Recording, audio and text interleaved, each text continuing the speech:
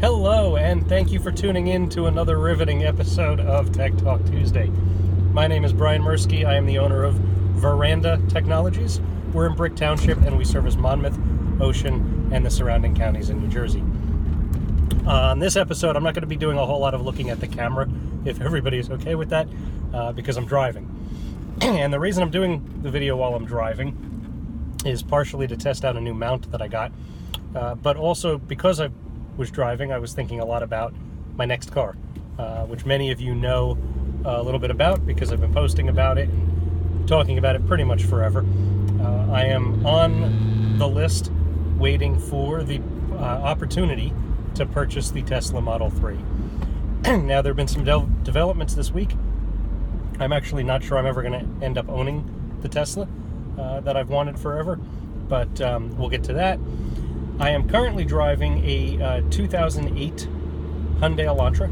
I have 138,702 miles on it, so it is about time for a new car. And I've just been, milking this one, knowing that I've been on the list. Since the Tesla qualifies as probably the most technological automobile on the market at the moment, I figured it qualified for a Tech Talk Tuesday session. So a lot of people have been asking recently, because I've been posting more frequently about it, what the Tesla is all about.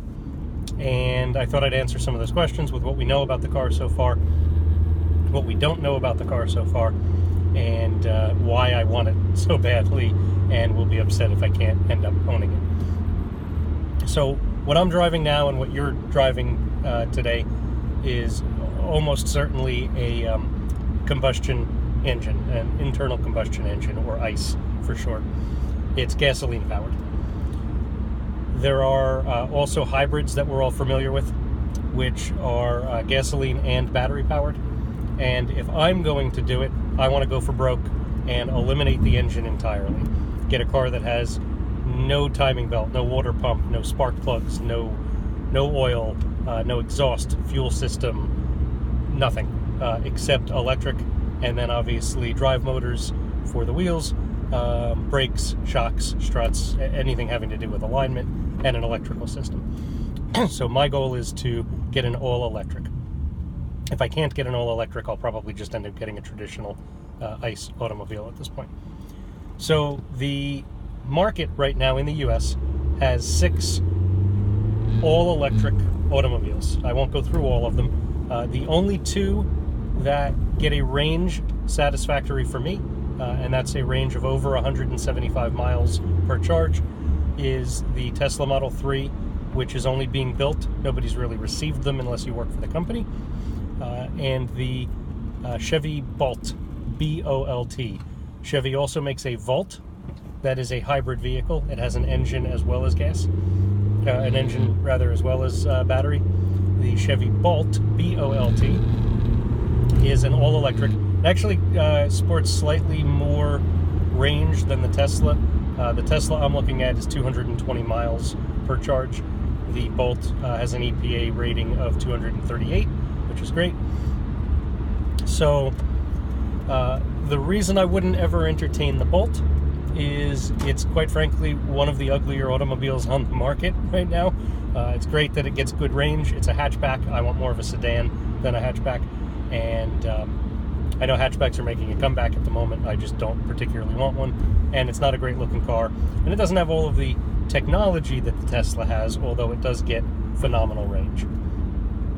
The Tesla Model 3 is, I've been referring to it, it's an affordable electric vehicle. Tesla makes 2 other vehicles currently. The X, which is a 7-passenger SUV, and the Model S, which is a sedan, but it's a long, wide luxury sedan. They average probably 70,000 and up without options, but they're designed as luxury automobiles. I'm looking for a fairly economical, although not terribly cheap, sedan, 5-passenger sedan, like I'm driving now in the Elantra. And They make two versions of the Model 3, which are, again, still in production, and we're waiting on them. There's the 220 mile and the 310 mile. Now, for me, 220 mile is more than sufficient. Most of my driving is done in the county, Monmouth and Ocean counties, and if I have to make long road trips, that's fine. I'll still, have more than enough in the 220. We're not going to use it to go cross country or on vacation. We'll use my wife's 8-passenger Toyota Sienna minivan for that. So the range is fine. The car, the Tesla Model 3, which, by the way, I put my deposit down to stand in line. It's a fully refundable deposit. I put $1,000 down on April 2nd, 2016. So a little over a year and a half ago. The car started being produced this July in very, very small numbers, and they're ramping up. So what's so great about the Model 3? The Model 3 starts at $35,000, which is kind of a lie. It's $36,000. It's $35,000 if you want it in any color, as long as it's black. If you want it in any other color, it's an extra $1,000. And it's about $1,200 to $1,500 estimated destination. So delivery, destination, title, all of that. So you're looking at about $37,500. Keep in mind, I put $1,000 down already, so we would take that right off the top. And then there are a number of options you can get on it. I have no interest in the all-wheel drive. The rear-wheel drive is going to be sufficient for me, so I'm fine with that. I don't need, obviously, like I said, the bigger pack, the larger battery. And the two options, sorry, I'm just trying to find a parking place here. The two options that I'm particularly interested in are what Tesla calls the Enhanced Autopilot, which is a $5,000 package if you purchase it at the time of buying the vehicle, $6,000 if you purchase it afterwards.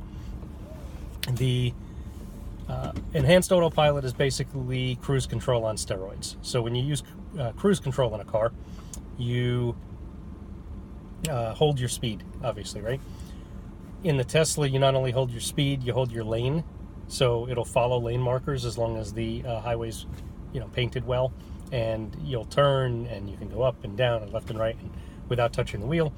And it maintains speed, but it also buffers based on what the people in front and behind you are doing, as well as watching the cars in front and behind of the cars in front and behind of you, so 2 cars up and back. So if somebody 2 cars up, for example, slams on their brakes for a deer, and the guy in between you doesn't see it, you'll still come to a safe stop because the person 2 up came to a safe stop. Now, they're still working on that, obviously, but the intent is you purchase the technology when you buy the car and you have it when it's ready. Some of it's ready now. I actually know a couple people with the automobile, and they report wonderful things from that. So I would probably get that, and that's one of the things I've been looking most forward to on the Tesla forever, quite frankly, is the self-driving. So I would add the $5,000. I would make that a $42,500 price instead of a $37,500 price. And that's probably as far as I'm going to go. I don't love the idea. Again, I'm driving a 10-year-old Hyundai Elantra. I'm not particularly into cars. I like this car, the Model 3, but I'm not a car guy per se, and I don't love the idea of spending even $42,500 on a car. But I've milked this one for all it's worth. I haven't had a car payment in 6 years plus, and I'm due. So that's why I'm entertaining even the $42,500. There is another package that I would love. I don't think I'm going to spring for it.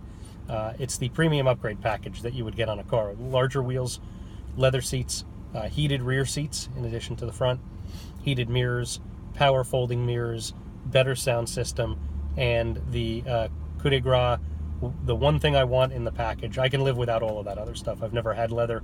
I actually kind of like cloth seats, and I don't need the heated because this car will always be climate controlled. It's battery operated. You can start it and turn the air or heat on whenever you want, even if the car's not running. The coup de grace of the $5,000 package I would love. It's the all-glass roof. So from the front of the windshield all the way over your head to the back is a glass roof.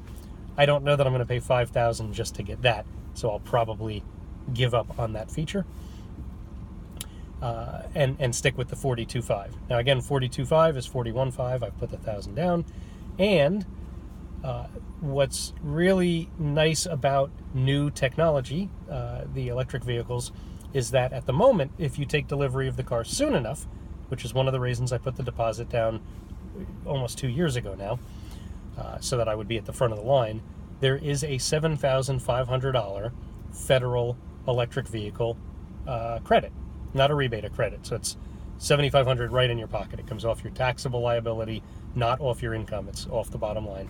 So it's $7,500 right back in your pocket to help offset new technology that hasn't been proven yet. The current administration in Washington is looking to eliminate that credit, and they supposedly are not going to phase it out over time. They are going to eliminate it point blank and effective immediately. So it would end this year. I will probably lose the $7,500 credit I've been counting on, and without that $7,500 credit, I can't afford a $42,500 car, regardless of when I put the money down, how much I've saved towards the down payment, because I've been doing pretty well with my budget saving, so I could put 12 to 14 down when I bought it to lower the monthly payments. But if that federal credit outright goes away, as opposed to being cut in half or anything like that, I think I'm out. I'll probably find another mid-range luxury type sedan without the self-driving and a lot of the tech. I'll just get a nice looking car that will serve me well for another 4 or 5 years until I can purchase the Tesla.